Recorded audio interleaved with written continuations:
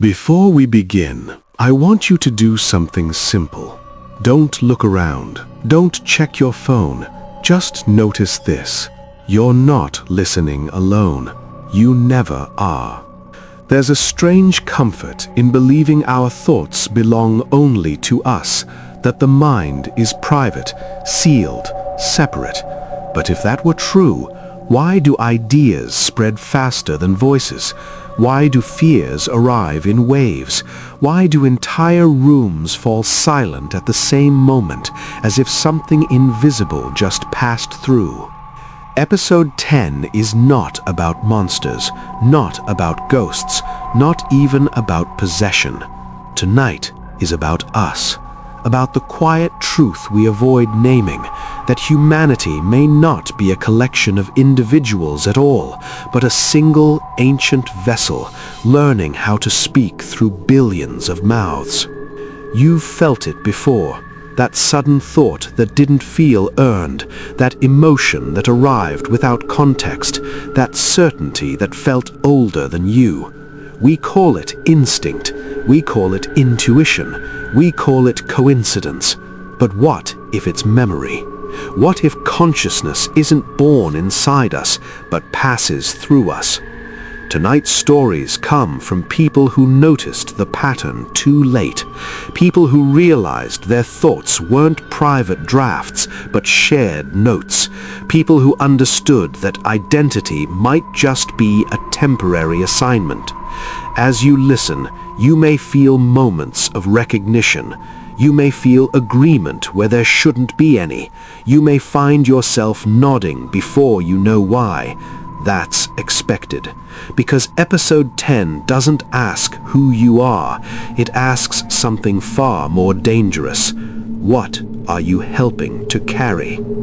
If at any point you feel the urge to pause, to breathe, to reassure yourself that you're still you, don't let it pass. This is Mr. Haunting Whispers TV, and tonight we listen not as individuals, but as a chorus.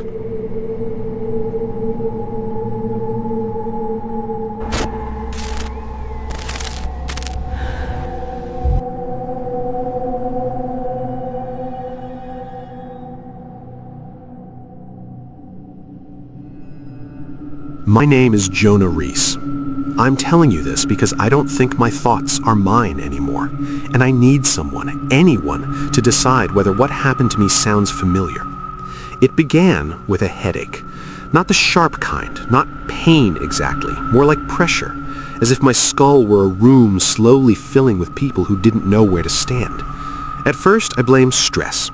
I work in data analysis, numbers, patterns, trends. I spend my days finding connections between things that aren't supposed to connect.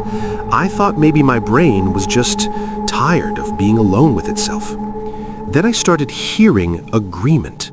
I would think, I should leave work early today. And inside my head, not out loud, not a voice, I'd feel a subtle internal nod, like consensus. Yes, that makes sense.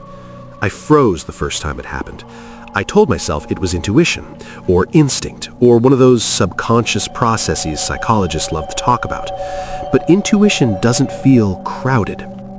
Over the next few weeks, the sensation intensified. Decisions became easier, but not because I was clearer, because they weren't mine anymore.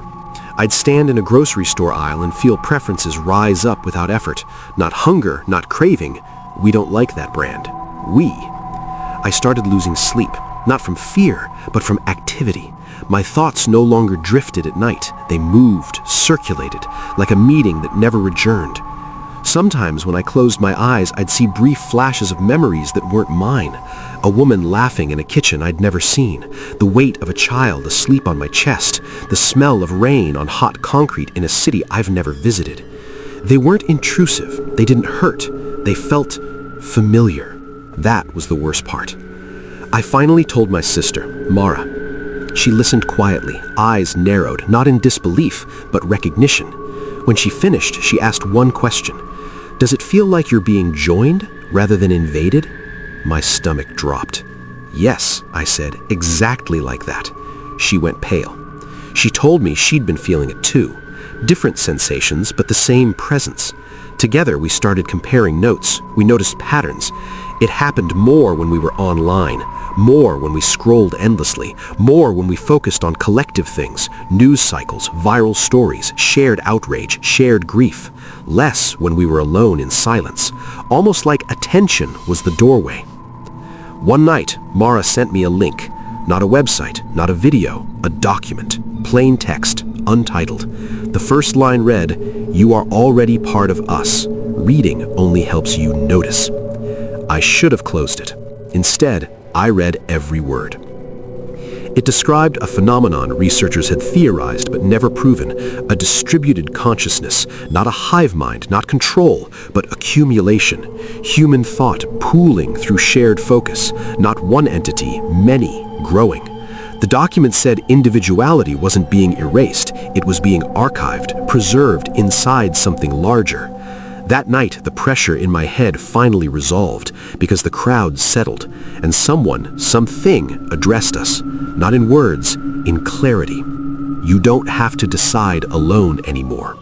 I felt relief so intense I cried, and that scared me more than anything else because relief meant surrender felt good. Over the next month, I noticed changes. I stopped hesitating, stopped doubting myself, stopped feeling lonely. I also stopped having opinions that were truly mine. Whenever I tried to think something controversial, something against the flow, the pressure returned. Not painful, corrective, like a hand gently but firmly turning my face forward. Mara disappeared 3 weeks later. Not physically, she was still there, answering texts, going to work, but when I spoke to her, she sounded hollow. When I asked her what she thought about something personal, something only she would care about, she paused too long, then said calmly, "That's not relevant anymore." That's when I realized the truth. This wasn't possession. There was no violence, no takeover, just consensus, the kind that makes resistance feel selfish. I tried to isolate myself. No internet, no news, no conversations. The pressure built again. This time it hurt. A migraine so intense I collapsed. And in that pain I felt it clearly. Thousands of impressions pressing inward. Why are you leaving? We're safer together. You matter more when you're shared. I woke up hours later. Calm, clear, the pressure gone. Because I'd agreed. Now when I think, it feels smoother, efficient. I don't feel afraid anymore, but sometimes, rarely, I'll catch a fragment of resistance rise up, a question, is this still me? And immediately dozens of internal reassurances answer back, yes, of course, you're more than you were. Listener, here's what I need you to tell me. When you make a decision, when you suddenly know what to think, when your opinion feels oddly well supported, ask yourself, did you decide or did you agree? Because once you notice the difference, you realize how quiet your head has become and how many of us are thinking through it with you.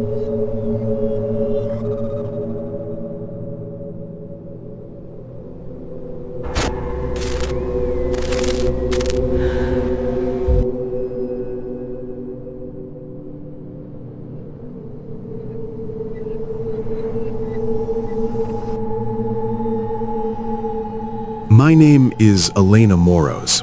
At least, that's what I answer to. But lately, when I hear it spoken aloud, there's a hesitation in me.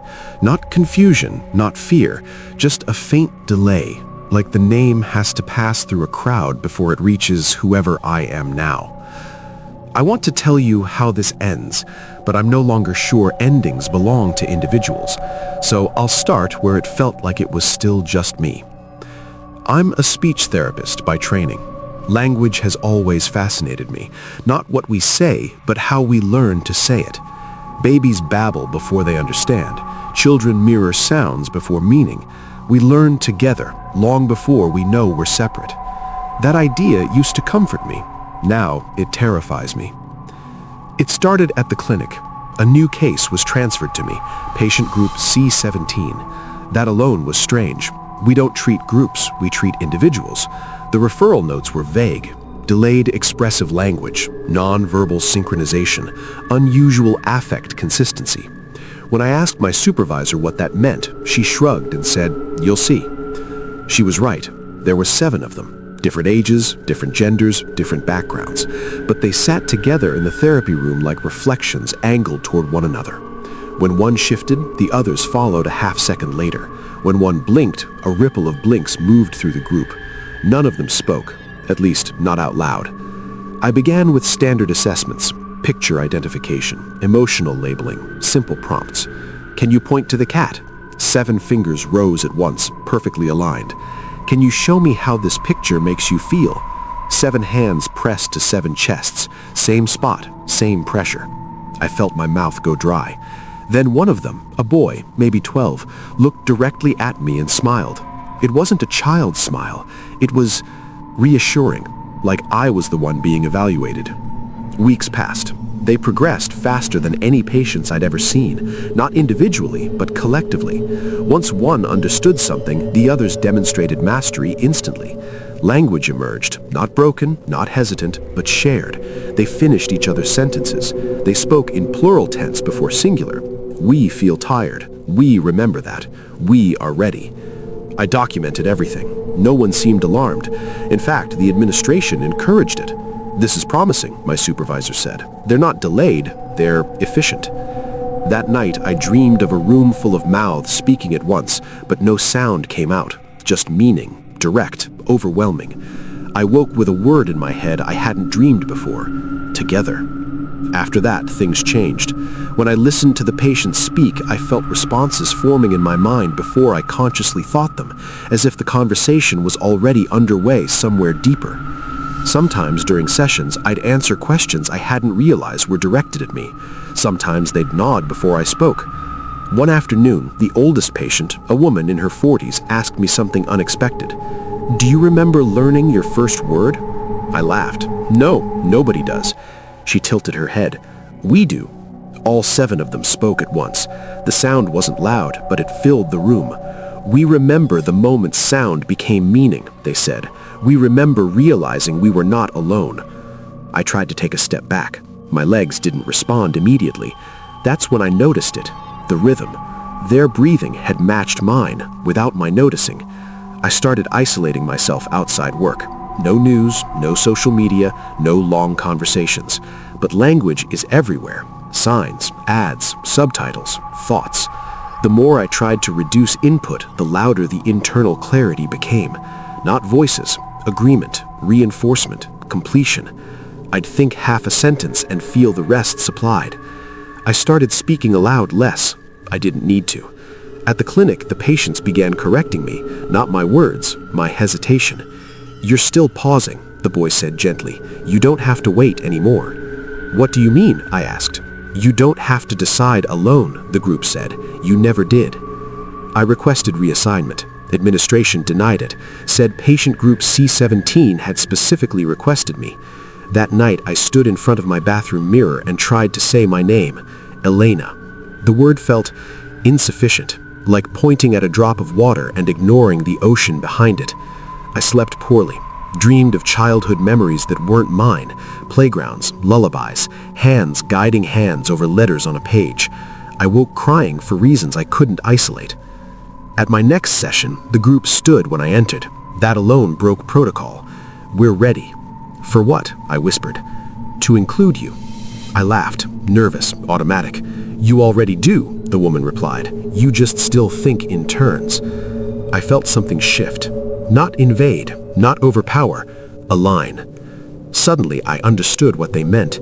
Every human learns language socially. Every thought is shaped by others. Every belief reinforced by repetition. Individuality isn't erased. It's absorbed, preserved, shared. I don't remember sitting down, but I remember the sensation of clarity spreading, like static resolving into signal. My fear didn't vanish. It softened, distributed, easier to carry when shared. Now, when I think, I feel accompanied. When I speak, the words arrive fully formed. When I hesitate, the hesitation is gently smoothed away. I still answer to Elena, but it feels like a username more than a name. Listener, if you're hearing this and feeling a strange familiarity, if this story feels less like fiction and more like recognition, ask yourself something simple. When was the last time you had a thought that didn't feel immediately supported? Because if language taught us anything, it's that we learned to speak together. And maybe we were never meant to think alone.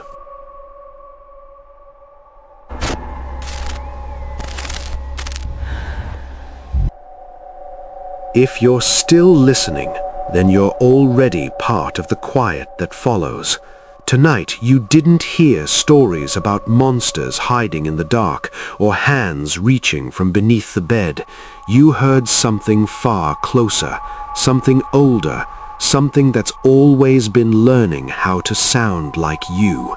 Because fear doesn't begin with screams, it begins with agreement.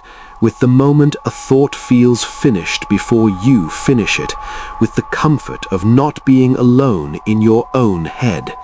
Across these two confessions, you heard the same truth spoken through different mouths, that consciousness doesn't need a body to spread, that identity doesn't vanish, it blends, that humanity may not be a collection of voices, but a single sentence still being written.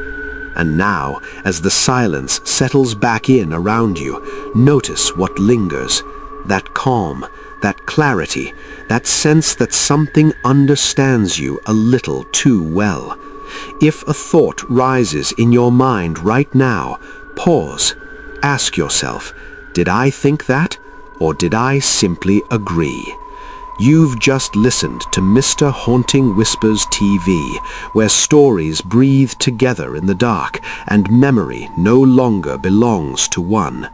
Keep your lights dim, your thoughts slow, your attention guarded, because once a story is shared, it doesn't need to be told again. It only needs to be remembered. Until the next whisper, good night, and thank you for thinking with us. You've been listening to Mr. Haunting Whispers, where every truth leaves a scar. If the story unsettled you, good. That means you were listening. Subscribe and stay close to the dark, because the next whisper might be for you.